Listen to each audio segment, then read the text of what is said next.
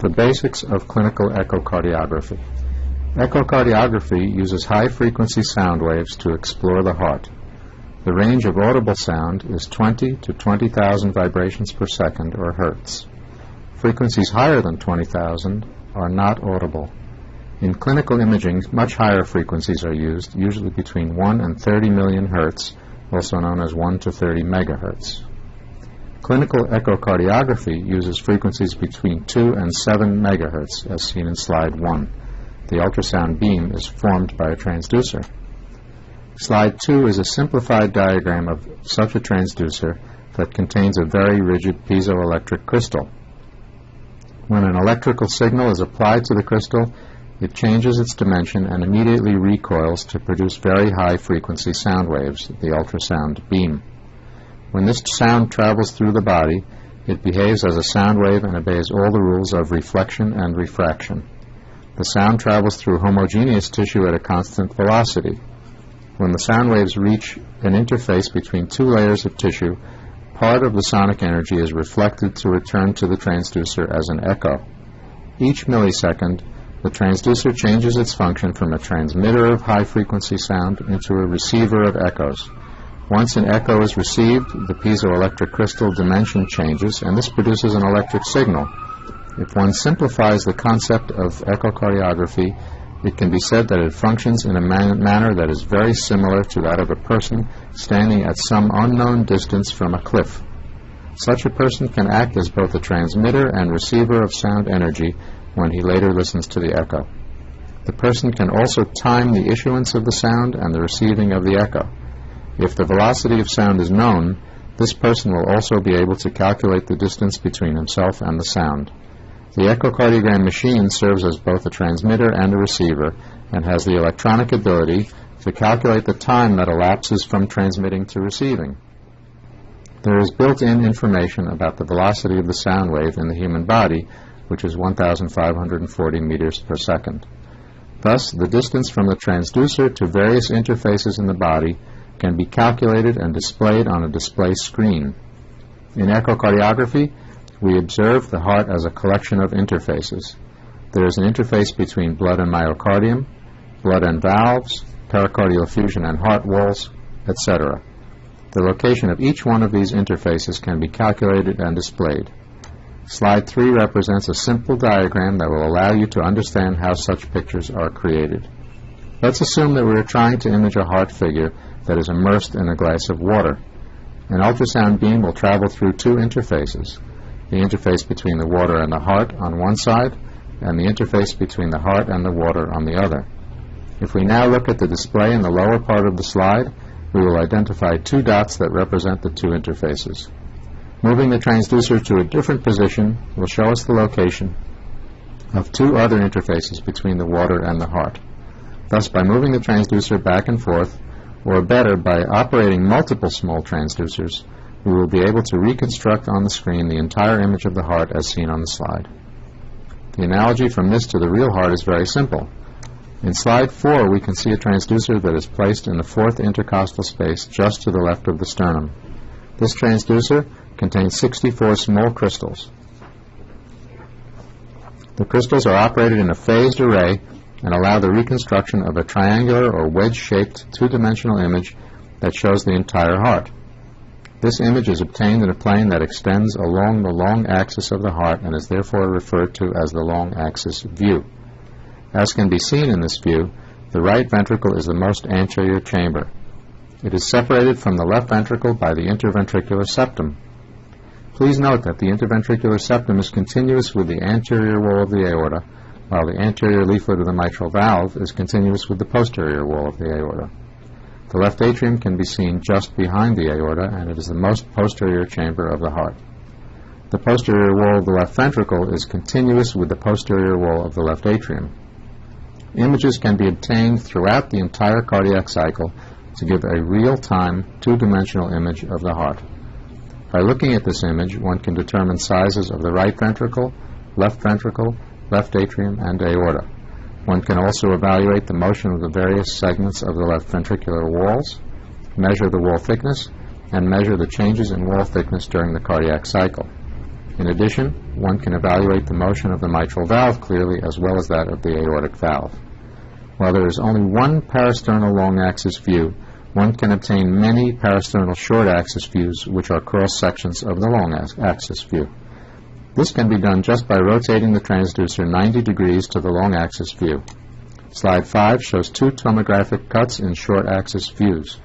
The first one on the left is a short-axis view of the left ventricle. Please note that this cut is also through the papillary muscle. The right ventricle is also seen in this cut.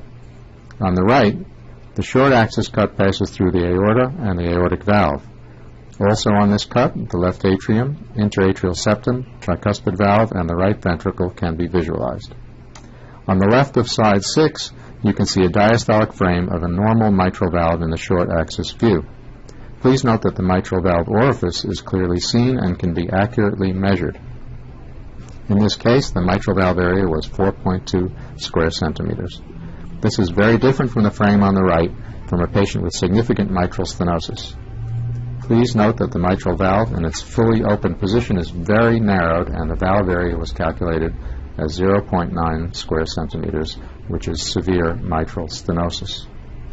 To further evaluate the heart, the transducer can be placed at the apex of the heart.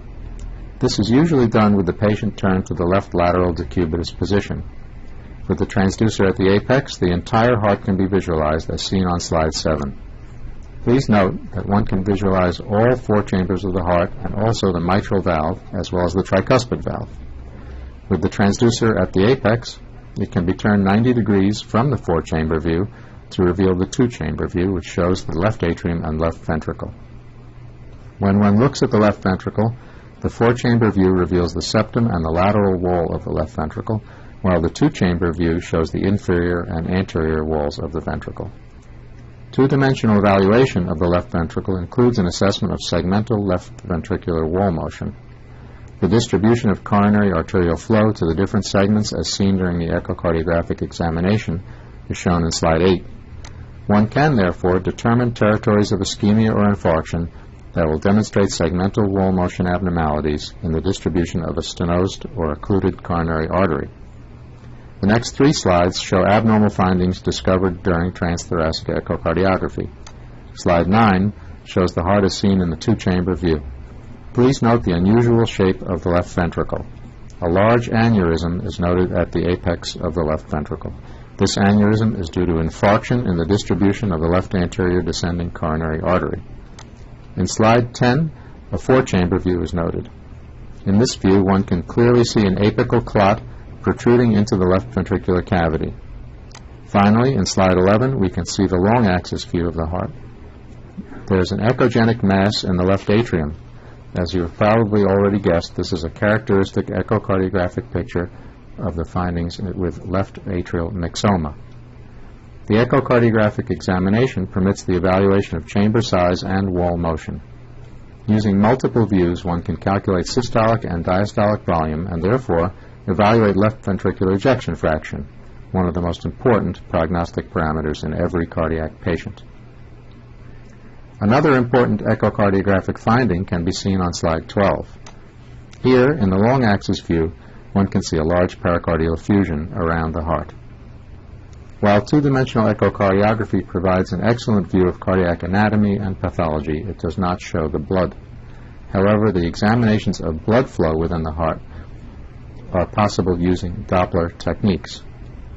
The Doppler principle suggests that when a source of sound is moving towards the receiver, the frequency received increases, and conversely, if a source of sound is moving away from the receiver, the frequency received is decreased. This is depicted in the cartoon noted in slide 13. You have probably detected this phenomenon yourself when listening to a whistling train that is moving toward you. As the train approaches you, the pitch of the whistle is higher due to a higher frequency received by your ears. As the train passes you and heads away, the pitch of the whistle falls. This principle can be used during the Doppler echocardiographic examination. Using special filters, one can isolate information from echoes which return from the moving red blood cells. If these red blood cells were not moving at all, the frequency of the beam that returns from these cells would equal the frequency that was sent out originally by the transducer. On the other hand, If the red blood cells are moving toward the transducer, then the frequency of the echo will be higher than the frequency of the ultrasound beam that was transmitted and hit the red blood cells. If the red blood cells are moving away from the transducer, the frequency of the echo will be lower than the frequency of the transmitted ultrasound beam. By subtracting the frequency of the echo from the frequency of the ultrasound beam produced by the transducer originally, one can calculate a Doppler shift. The magnitude of the Doppler shift can provide important information about the direction and velocity of blood flow. When blood moves towards the transducer, the Doppler shift will be positive. When it moves away from the transducer, the Doppler shift is negative.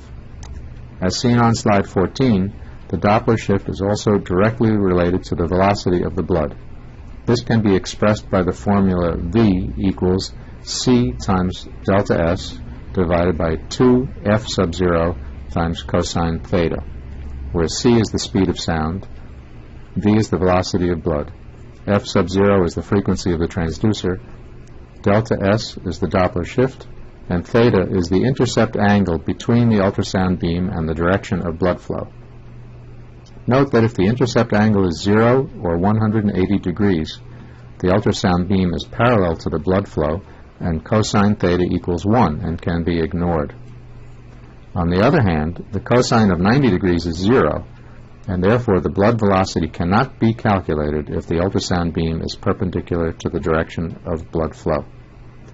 Therefore, by using Doppler echocardiography, one can calculate blood flow velocity, blood flow direction, and also the timing of blood flow in systole or diastole. Slide 15 demonstrates some of the uses of Doppler echocardiography by interrogating blood flow across the mitral valve. One would normally expect to see the flow moving toward the transducer and diastole, as happens when the mitral valve opens, and blood is flowing from the left atrium into the left ventricle. If one can document that systolic blood flow moves away from the transducer, from the left ventricle to the left atrium, then one has made the diagnosis of mitral regurgitation by Doppler echocardiography. On the right side, the left ventricle outflow tract is interrogated. Normally, we would record blood flow from the left ventricle to the aorta during systole when the aortic valve opens. If, however, there is blood flow from the aorta into the left ventricle during diastole, the diagnosis is aortic regurgitation. By using this technique, we can evaluate normal and abnormal flow patterns in the heart, in the blood vessels, across normal and abnormal valves, and even across intracardiac shunts. Another technological improvement allows the evaluation of blood flow not only at one site but at multiple sites simultaneously. At each point, the direction of flow is represented by color. Flow toward the transducer with a positive Doppler shift will appear as red, while flow away from the transducer with a negative Doppler shift will appear in blue. The flow velocity may be further evaluated by brightness. The brighter the color, the higher the velocity. Finally, turbulent blood can be represented by a greenish mosaic appearance. The right frame on slide 16 shows a mosaic jet in the left atrium during systole that is diagnostic of mitral regurgitation. The left frame shows a regurgitant jet of aortic regurgitation. Using Doppler echocardiography, we can calculate the pressure gradient across a stenosed valve. Slide 17 shows that when there is a narrowing between two chambers, the flow velocity across the narrowing increases and a pressure gradient is created. This pressure gradient can be calculated by the simplified Bernoulli equation, which states that the pressure gradient, delta P, is 4 times the velocity squared. Delta P is measured in millimeters of mercury, and the velocity is measured in meters per second. Let's look at the next example in slide 18 that was recorded from a patient who has severe aortic stenosis. As can be seen, the flow velocity across the stenosed aortic valve reaches 4.5 meters per second. Using the Bernoulli equation, we can then say that the gradient across the aortic valve is 4 times the velocity squared, or 4 times 4.5 squared, or 81 millimeters of mercury. Similarly, the transmitral gradient can be calculated for patients with mitral stenosis. The Bernoulli formula is also useful in the evaluation of the pulmonary artery pressure. Most patients have a small degree of tricuspid regurgitation. By measuring the tricuspid regurgitation velocity, one can estimate the pressure gradient between the right ventricle and the right atrium in systole.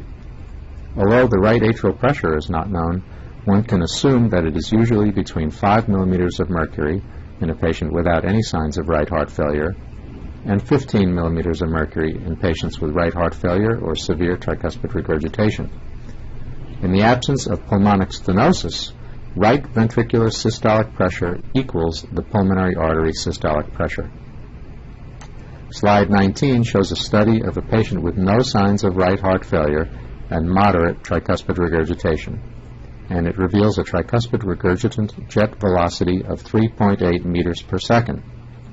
The gradient between the right ventricle and the right atrium, according to the modified Bernoulli formula, is 58 millimeters of mercury, which is 4 times 3.8 squared. The right ventricular systolic pressure, and therefore the pulmonary artery systolic pressure, is 58 millimeters of mercury plus 10 millimeters of mercury, which is the estimated right atrial pressure. Therefore, the estimated pulmonary artery systolic pressure is 68 millimeters of mercury. Slide 20 shows that Doppler studies can also be useful for the evaluation of stroke volume and cardiac output. This is done simply by tracing the flow velocity curve and calculating the area under this curve. This area is the flow velocity time integral.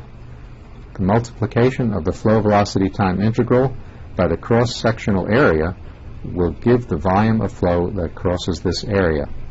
Such a calculation of flow in the aorta or the pulmonary artery will therefore give the aortic or pulmonary stroke volume. The multiplication of the stroke volume by the heart rate equals the cardiac output. In the last few minutes, let's briefly discuss transesophageal echocardiography. We do transesophageal echocardiography to bring the transducer closer to the back of the heart. Because the esophagus touches the posterior surface of the heart, the imaging distance is smaller. Therefore, one can use a higher frequency transducer that has a higher resolution from that used during transthoracic echocardiography.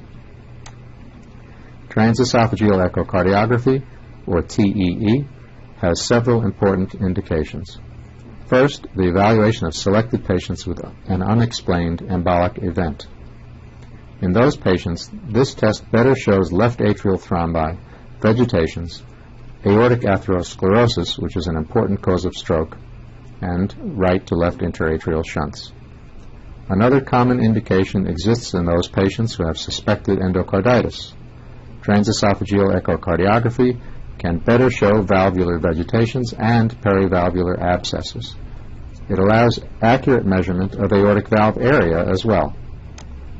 TEE is also very useful in patients with prosthetic valve dysfunction, as well as in patients with aortic abnormalities such as dissection and protruding atheromas, a very important common source of embolic events. Even coronary blood flow can be demonstrated. TEE is an ideal tool with which to monitor the heart in patients who undergo cardiac and non-cardiac surgery. Cardiac diagnoses can frequently be better established, and the results of repair of the cardiac abnormality can be easily evaluated at the end of surgery. TEE can also show evidence of ischemia, valvular regurgitation, and damage to the heart and great vessels which may develop during surgery. TEE is usually done after a fast of at least 4 hours. Local anesthesia, xylocaine spray, and occasionally conscious sedation are used.